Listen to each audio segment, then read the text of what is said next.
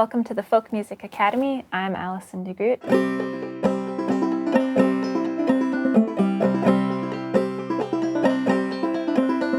My kind of introduction to banjo wasn't through really a traditional setting.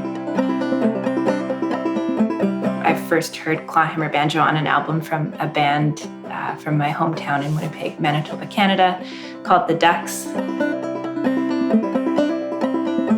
And I just remember hearing the sound of the banjo and just like feeling the energy and the drive.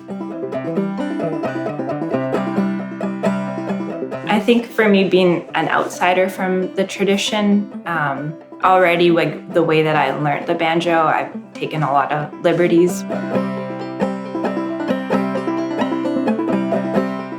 When I'm working with my private students, I really try to get people to work on rhythm first. The role is just really holding down the rhythm. Bum-diddy, bum. I also like people that have some context of the music too. I think when I was learning, I really didn't know anything about American folk music.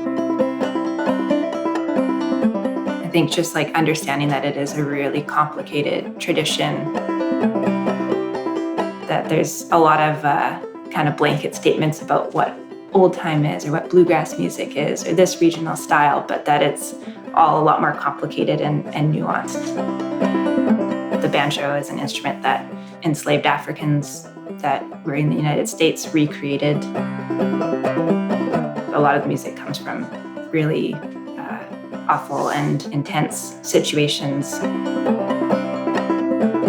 The history of the United States, the history of colonialism, the history of slavery, of sexism. So there's a lot that you can kind of learn about from listening to all these recordings, not just the music, but also like a lot of the social context and stuff as well. So.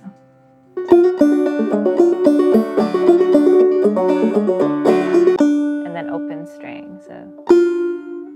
And then we're gonna drop our thumb. And then our final phrase, we have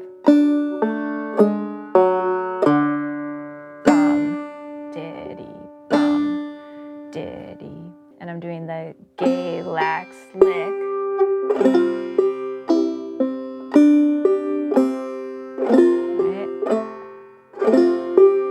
So if you just say the string numbers, 1, 2, 1, 5.